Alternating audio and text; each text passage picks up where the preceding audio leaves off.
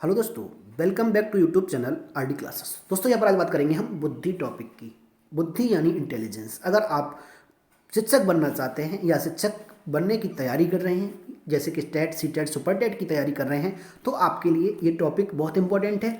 इसके अलावा साइकोलॉजी और बाल विकास से संबंधित आपको अगर वीडियो चाहिए, यानी आप चाहते हैं कि साइकोलॉजी बाल विकास आपका अच्छा हो जाए, इंप्रूव हो जाए, उसमें अच्छे नंबर्स आएँ, तो हमने एक प्लेलिस्ट बना रखी है इस चैनल पर। उस प्लेलिस्ट से आप देख सकते हैं बाल विकास और साइकोलॉजी पेडागोजी की प्लेलिस्ट का नाम है बाल विकास साइकोलॉजी पेडागोजी।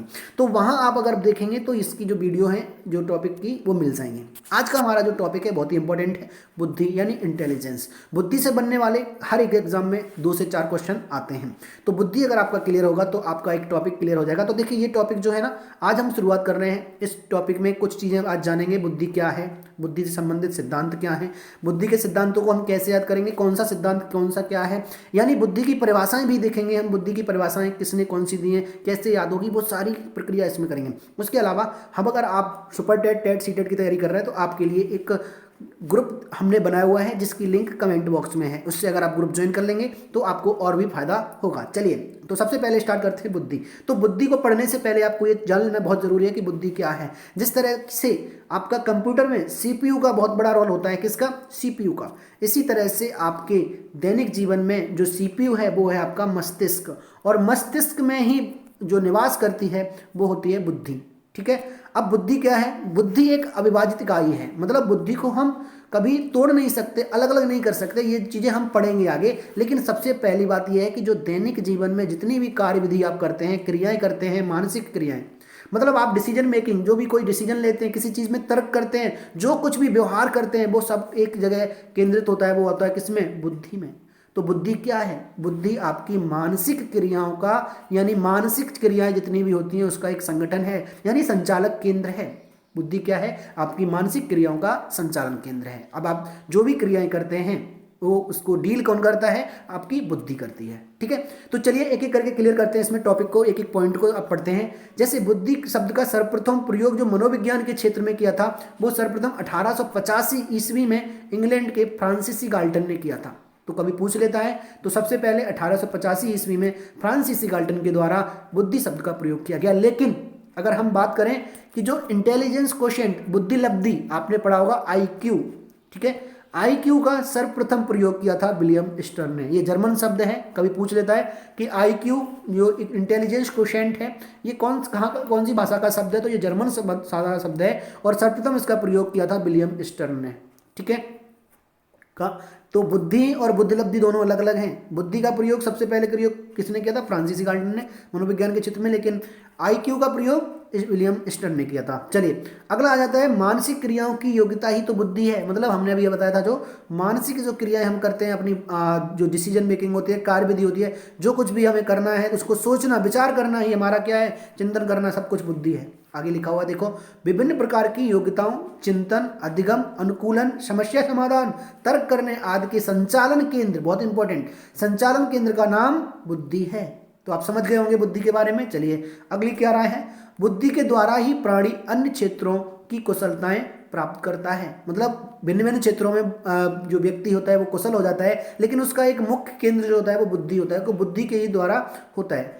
अगला देखिए, बुद्धि एक अमूर्त तत्व है। बिल्कुल सही, क्योंकि मूर्त कौन होगा? जिसका हम मूर्त रूप साक्षात प्रत्यक्ष देख सकते हैं उसको बोलते हैं। तो कभी क्वेश्चन यही बन जाता है, बुद्धि है एक अमूर्त इकाई या मूर्त इकाई? तो ये अमूर्त इकाई है। क्यों? क्योंकि बुद्धि हमें दिखाई नहीं देती। और यहाँ पर इंपॉर्टेंट बात यह जाती है कि जिस चीज़ को हम देख नहीं सकते तो उसका हम एग्जैक्ट मापन भी नहीं कर सकते, मतलब कितना है एकदम माप नहीं सकते, तो उसका हम मूल्यांकन नहीं कर सकते। तो देखिए यहाँ पे लिखा है, इसे देखा नहीं जा सकता, बुद्धि को हम देख नहीं सकते, इसी कारण इसका मूल्यांकन करना संभव नहीं है, यानी हम इसका मूल्यांकन नहीं कर सकते। अतः बुद्धि का केवल मापन किया जाता है। आपने पढ़ा होगा मापन एवं मूल्यांकन, अगर नहीं पढ़ा है तो इस बुद्धि को खत्म करते ही हम अपना अगला टॉपिक पढ़ेंगे, मापन एवं मूल्यांकन। तो आप कंटिन्यू रहिएगा, वीडियो को पूरा एंड तक देखिएगा, बहुत चीज़ें आपकी क्लियर हो जाएंगी। ठीक है। जिस चीज़ को हम देख नहीं सकते तो उसके बारे में हम पूरी जानकारी नहीं रख सकते, सिर्फ अनुमान लगा सकते हैं, और जहां अनुमान आता है वो मापन होता है, मूल्यांकन नहीं होता है। इसको क्लियर करेंगे हम मूल्यांकन के टॉपिक में। अगला, समाज में एक गैर सैद्धांतिक धारणा भी फैली है।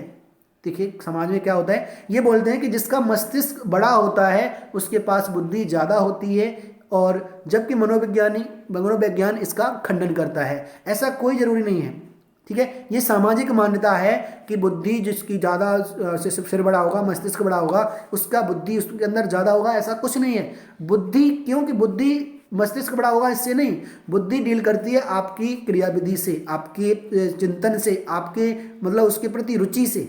किसी भी सब्जेक्ट के प्रति आपकी जितनी अच्छी रुचि होगी उतना अच्छा आप सीखेंगे और आपकी बुद्धि उतनी अच्छी विस्तृत होगी, ठीक है। चलिए, सन 1905 में मनोविज्ञानी अल्फ्रेड बिने ने सफल बुद्धि परीक्षण किया था। सर्वप्रथम देख लीजिएगा, ये सबसे पहले बुद्धि पर जो परीक्षणों का काम शुरू किया था वो अल्फ्रेड बिने ने किया था। इसलिए बुद्धि सिद्धांतों के जनक भी अल्फ्रेड बिने कहे जाते हैं। तो वो जनक कौन होता है? जो उसकी शुरुआत करता है। तो अल्फ्रेड बिने ने सबसे पहले इसकी शुरुआत की। तो बुद्धि के बारे में जो सिद्धांत आए थे उनकी सिद्धांत की शुरुआत भी अल्फ्रेड बिने ने की थी। इसलिए बुद्धि सिद्धांतों के जो मेन लीडर कहे जाएंगे, लीडर कौन है? अल्फ्रेड बिने। और लीडर है तो उनके जनक भी कहे जाएंगे, ठीक है।